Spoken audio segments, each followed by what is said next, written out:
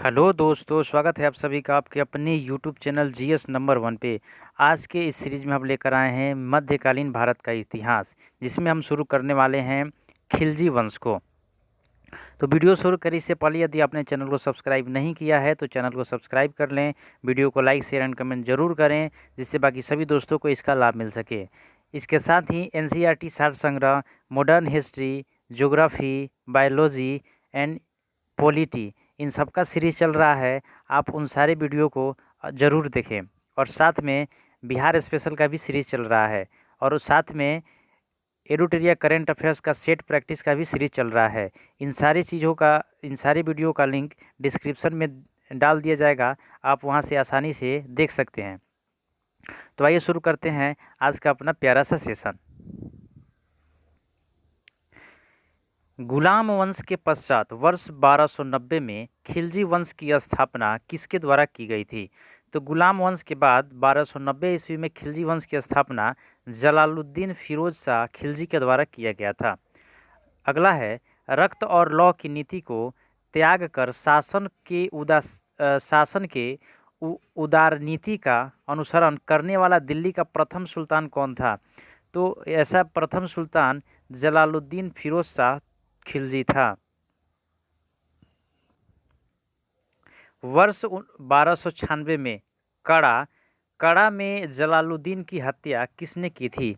तो वर्ष 1996 ईस्वी में अलाउद्दीन खिलजी ने कड़ा में जलालुद्दीन खिलजी की हत्या कर दी।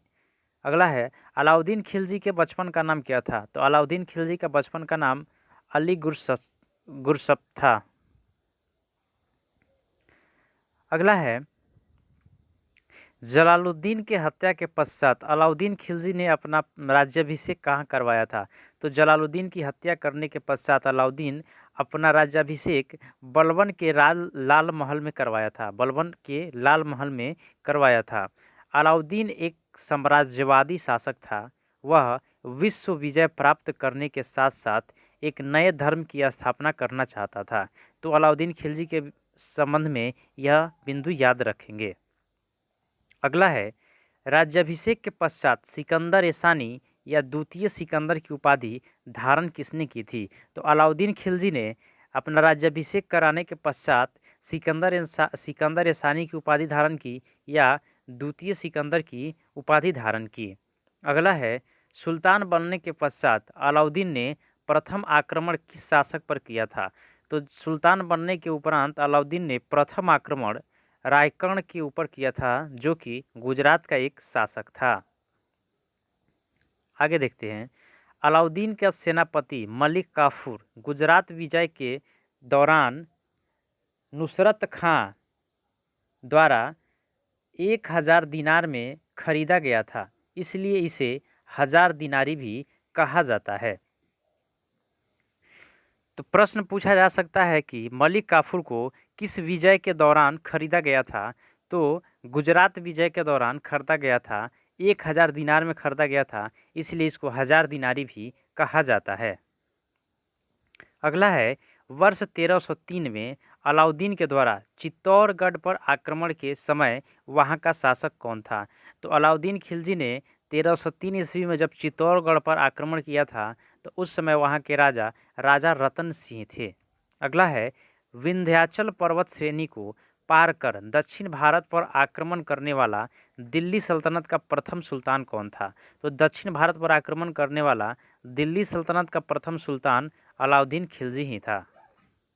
अगला है, अलाउद्दीन के दक्षिणी अभियानों का सेनापति कौन था? तो अलाउद्दीन के दक्षिणी अभियानों का सेनापति मलिक काफूर था।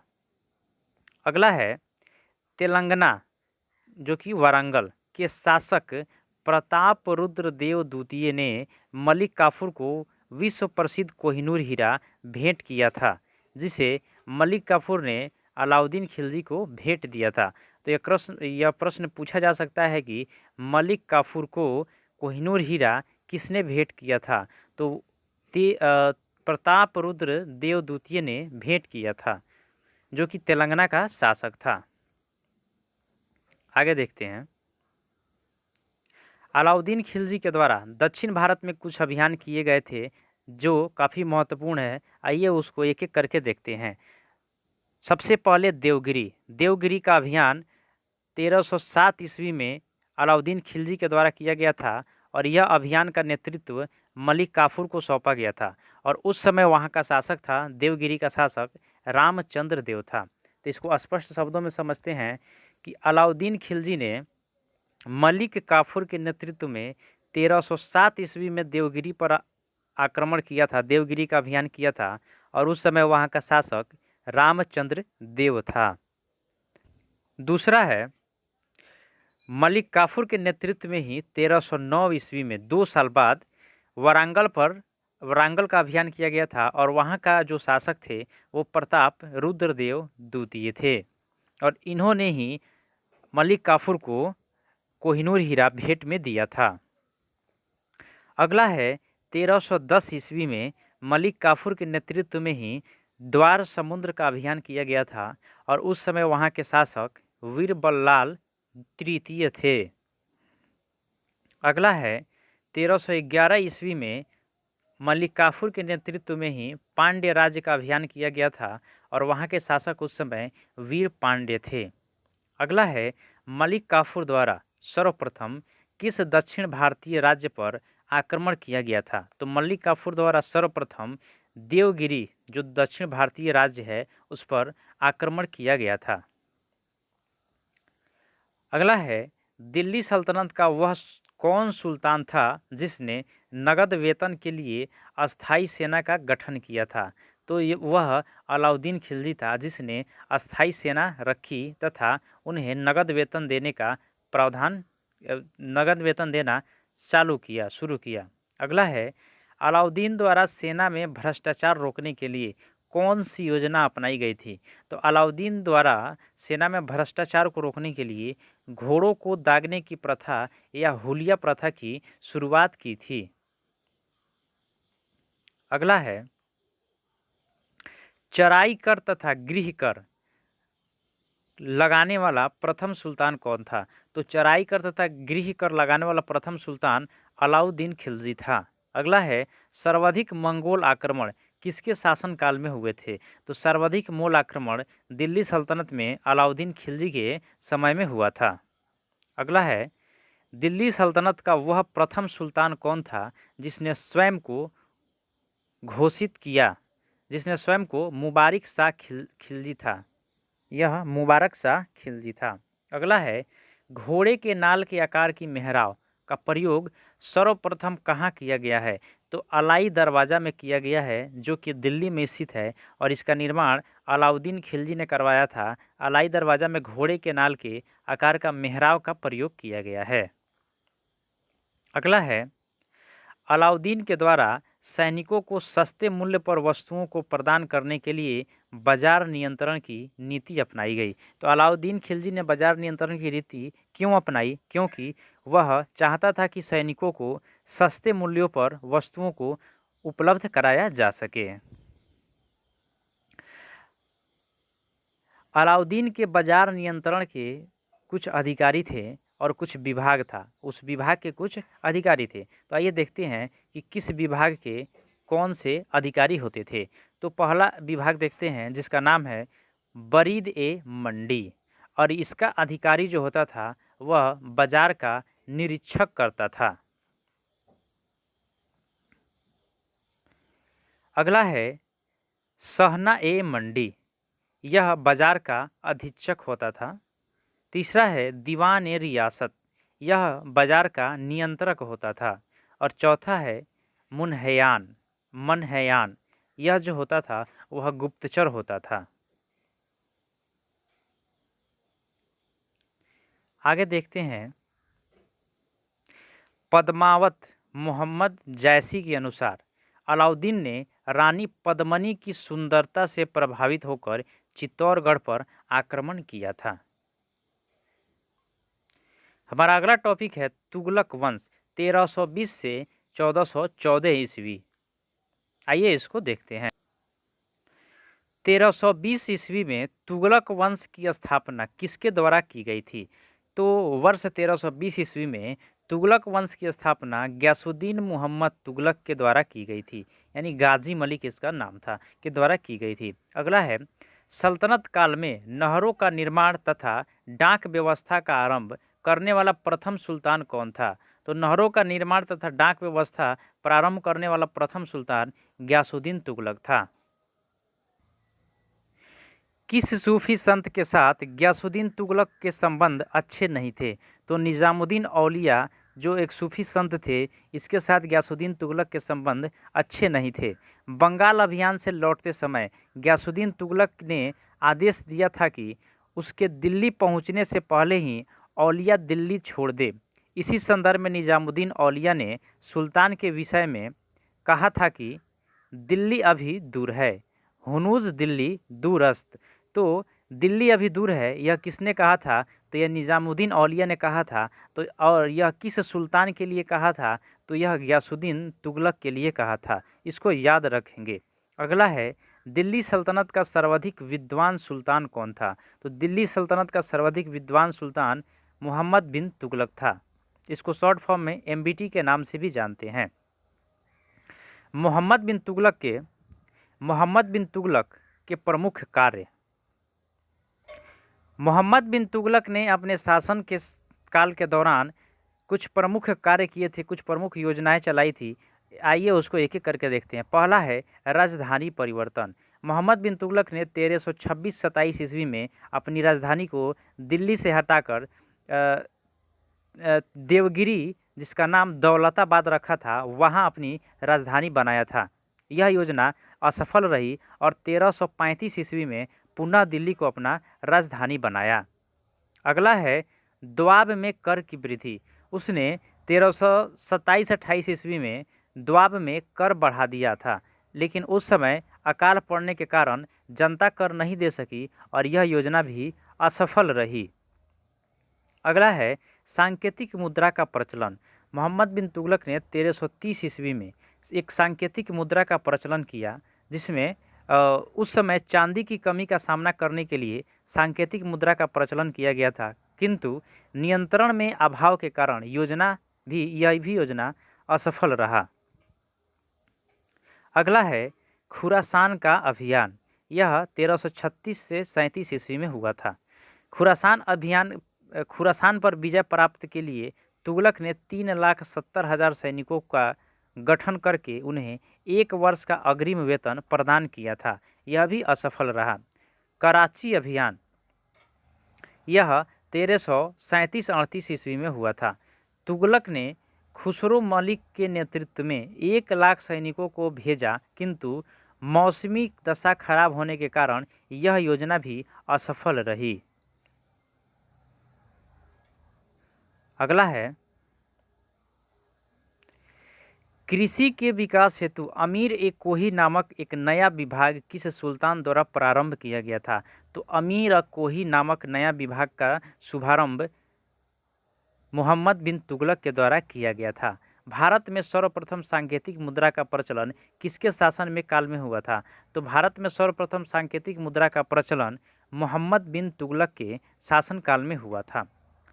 अगला है मोरक्को निवासी इब्न बतूता किसके शासनकाल में भारत आया था? तो मोरक्को यात्री इब्न बतूता मोहम्मद बिन तुगलक के शासनकाल में 1333 ईस्वी में भारत आया था। इसको याद रखेंगे। अगला है रेहला नामक पुस्तक का रचनाकार कौन है? तो रेहला नामक पुस्तक को इब्न बतूता के द्वारा लिखा गया है। अगला है मोहम्मद बिन तुगलक के काल में ही सल्तनत से विद्रोह कर 1336 ईस्वी में हरियर एवं बुक्का ने विजयनगर तथा 1347 ईस्वी में हसन गंगू ने बहमनी साम्राज्य की स्थापना की। यहाँ से 2-3 कुछ महत्वपूर्ण प्रश्न निकलते हैं, आइए उसको देखते हैं। हरियर एवं बुक्का ने विजयनगर की स्थापना कब की? तो उसकी स्थापना 1336 ईस्वी में की गई थी। उस समय दिल्ली सल्तनत का शासक कौन था? तो विजयनगर साम्राज्य की स्थापना के समय दिल्ली सल्तनत का शासक मोहम्मद बिन तुगलक था। अब आता है विजयनगर साम्राज्य। बहमनी साम्राज्य की स्थापना कब की गई थी? तो वह 1337 ईस्वी में किया गया था। और इसकी स्थापना किसने की थी? तो हसन गंगू ने किया था। और उस समय दिल्ली सल्तनत का शासक कौन था? तो उस समय भी दिल्ली सल्तनत का शासक मोहम्मद बिन तुगलक ही था। आइए आगे देखते हैं। होली के त्योहारों के सार्वजनिक उत्सव में भाग लेने वाला दिल्ली का प्रथम सुल्तान कौन था? तो वह मोहम्मद बिन तुगलक था, जिसने होली के त्योहार में भी भाग लिया था। अगला है, कौन जैन संत के साथ मोहम्मद बिन तुगलक के संबंध घनिष्ठ थे? तो वो जैन संत थे जीन प्रभा सूरी, जिनके साथ मोहम्मद बिन तुगलक के संबंध घनिष्ठ थे। अगला है, मोहम्मद बिन तुगलक की मृत्यु किस अभियान के दौरान हुई थी? तो मोहम्मद बिन तुगलक की मृत्यु सिंध अभियान के तहत हुई थी 1351 ईस्वी में। अगला है, सर्वप्रथम लोक निर्माण विभाग की स्थापना किस शासक ने की थी? तो सर्वप्रथम लोक निर्माण विभाग की स्थापना फिरोज शाह तुगलक ने की थी। अगला है, टोपरा तथा मेरठ से 2 अशोक स्तंभ किस शासक द्वारा दिल्ली लाया गया था? तो फिरोज शाह तुगलक ने टोपरा तथा मेरठ से 2 अशोक स्तंभ को दिल्ली लाया था। सबसे अधिक गुलाम किस सुल्तान के दरबार में थे? तो सबसे अधिक गुलाम फिरोज शाह तुगलक के दरबार में थे। अगला है, ब्राह्मणों पर जजिया कर लगाने वाला प्रथम मुस्लिम शासक कौन था? तो वह प्रथम मुस्लिम शासक फिरोज शाह तुगलक था, जिसने ब्राह्मणों पर जजिया कर लगाया था। हक ए सर्ब नामक सिंचाई कर लगाने वाला दिल्ली का प्रथम सुल्तान कौन था? तो फिरोज शाह तुगलक ने सिंचाई कर लगाया था, जिसको हक ए सर्ब के नाम से जाना जाता था। फिरोज शाह ने अपने शासनकाल में कुछ विभागों की स्थापना की थी। तो आइए विभाग एवं उनसे संबंधित चीज़ों को देखते हैं। पहला है दीवान ए बंदगान। दीवान ए बंदगान यह दासों की देखरेख से संबंधित विभाग था। दीवान ए इस्तिहाक यह पेंशन देने के लिए बनाया गया था। दीवान ए खैरात इस विभाग को असहाय लोगों की मदद के लिए बनाया गया था। अगला है, दिल्ली सल्तनत के तुगलक वंश का अंतिम शासक कौन था? तो दिल्ली सल्तनत के तुगलक वंश का अंतिम शासक नसरुद्दीन महमूद था। नसरुद्दीन महमूद के शासनकाल में ही मध्य एशिया के महान सेना नायक तैमूर ने वर्ष 1398 में भारत पर आक्रमण किया था। यानी प्रश्न पूछा जा सकता है कि सेनानायक तैमूर लोग का आक्रमण किसके शासनकाल में हुआ था? तो नसरुद्दीन महमूद के शासनकाल में हुआ था 1398 ईस्वी में। 1398 ईस्वी में। अगला टॉपिक है सैयद वंश 1414 से 1451 तथा लोदी वंश 1451 से 1526 ईस्वी। आइए एक एक करके दोनों को देखते हैं। 1414 ईस्वी में दौलत खां को पराजित कर खिज्र खां ने किस वंश की स्थापना की थी? तो खिज्र खां ने दौलत खां को पराजित कर 1414 ईस्वी में सैयद वंश की स्थापना की थी। अगला है, रैयत ए आला की उपाधि धारण करने वाला सैयद वंश का शासक कौन था? तो रैयत ए आला की उपाधि धारण करने वाला सैयद वंश का शासक खिज्र खां था। खिज्र खां ने रैयत ए आला की उपाधि धारण की थी। इसको याद रखेंगे। अगला है, सल्तनत काल में शासन करने वाला एकमात्र शिया कौन था? तो सल्तनत काल में शासन करने वाला एकमात्र शिया सैयद वंश था। आगे देखते हैं। सैयद वंश का सबसे योग्य शासक मुबारक शाह था। इसने तारीख मुबारक शाही के लेखक याहिया बिन अहमद सरहिंदी को संरक्षण प्रदान किया था। तो इससे 2-3 महत्वपूर्ण प्रश्न पूछे जा सकते हैं, जैसे सैयद वंश का सबसे योग्य शासक कौन था? तो सैयद वंश का सबसे योग्य शासक मुबारक शाह था। दूसरा प्रश्न, तारीख मुबारक शाही के लेखक कौन थे? तो तारीख मुबारक शाही के लेखक याहिया बिन अहमद सरहिंदी थे। तीसरा प्रश्न, याहिया बिन अहमद सरहिंदी को किसने संरक्षण प्रदान किया था? तो मुबारक शाह ने। ये सारे पॉइंट्स याद रखेंगे। अगला है, दिल्ली सल्तनत में प्रथम अफगान राज्य के रूप में लोदी वंश की स्थापना किसके द्वारा की गई थी? तो लोदी वंश की स्थापना बहलोल लोदी ने की थी और यह प्रथम अफगान राज्य था, राज्य की स्थापना थी।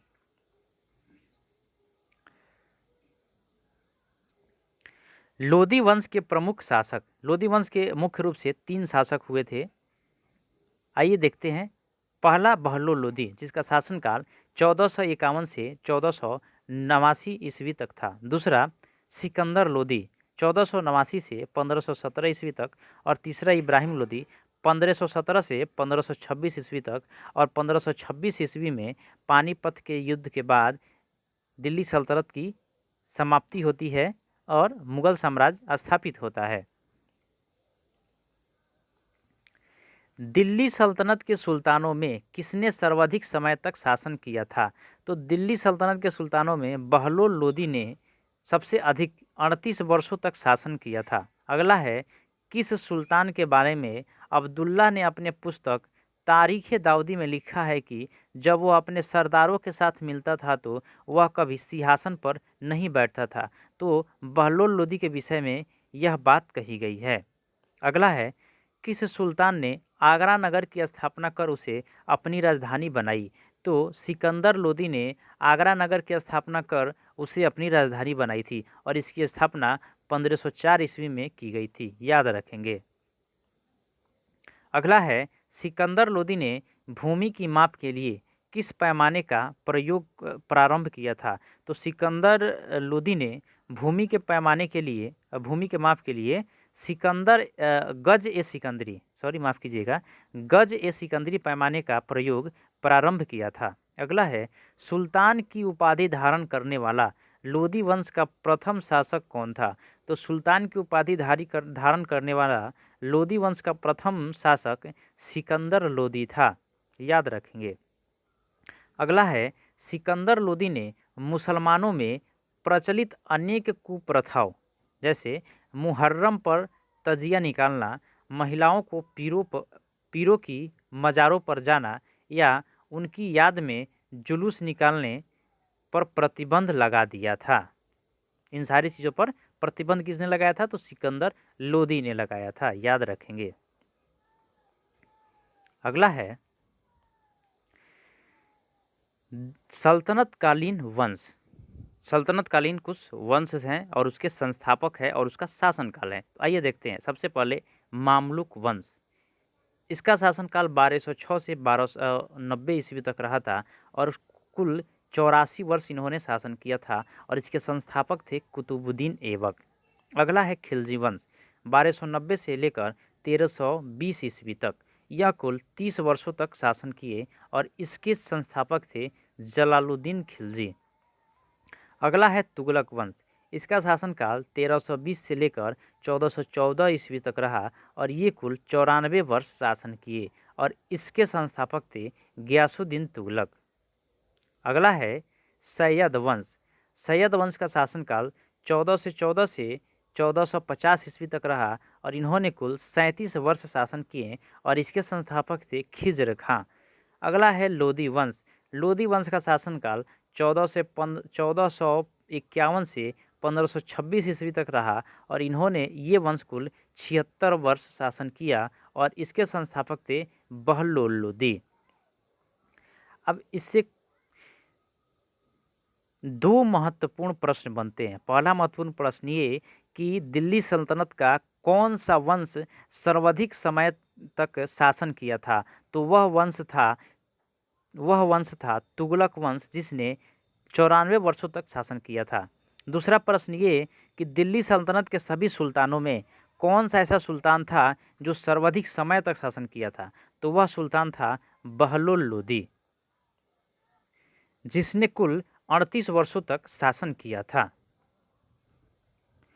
दिल्ली सल्तनत के वंशों में सर्वाधिक शासन तुगलक वंशों का एवं न्यूनतम शासनकाल खिलजी वंश का था, याद रखेंगे। अगला है, भारतीय संगीत पर प्रथम फारसी ग्रंथ लज्जत ए सिकंदर शाही की रचना किसके कार्यकाल में हुई थी? तो यह सिकंदर लोदी के कार्यकाल में हुई थी। लज्जत ए सिकंदरी की रचना सिकंदर लोदी के कार्यकाल में हुआ था। अगला है, सिकंदर लोदी किस नाम से कविताएं लिखता था? तो सिकंदर लोदी गुलरुखी नाम से कविताएं लिखता था। अगला है, लोदी वंश के साथ साथ दिल्ली सल्तनत का अंतिम सुल्तान कौन था? तो लोदी वंश के साथ साथ दिल्ली का अंतिम सुल्तान इब्राहिम लोदी था। अगला है, वर्ष 1815 में लड़े गए खतौली के युद्ध में इब्राहिम लोदी को किसने पराजित किया था? तो राणा संगा एवं इब्राहिम लोदी के बीच वर्ष 1518 ईस्वी में खतौली के युद्ध हुआ था। खतौली का युद्ध हुआ था जिसमें राणा संगा ने इब्राहिम लोदी को पराजित किया था। अगला है, पानीपत के प्रथम युद्ध में बाबर ने किसे पराजित किया था? तो पानीपत के प्रथम युद्ध में बाबर ने इब्राहिम लोदी को पराजित किया था। और याद रखेंगे कि पानीपत का प्रथम युद्ध 1526 ईस्वी में हुआ था। अगला है, किस सुल्तान की मृत्यु के पश्चात भारत में मुगल वंश की स्थापना हुई थी? तो इब्राहिम लोदी के मृत्यु के पश्चात भारत में मुगल वंश की स्थापना हुई थी 1526 ईस्वी में। 1526 ईस्वी में पानीपत के प्रथम युद्ध के बाद।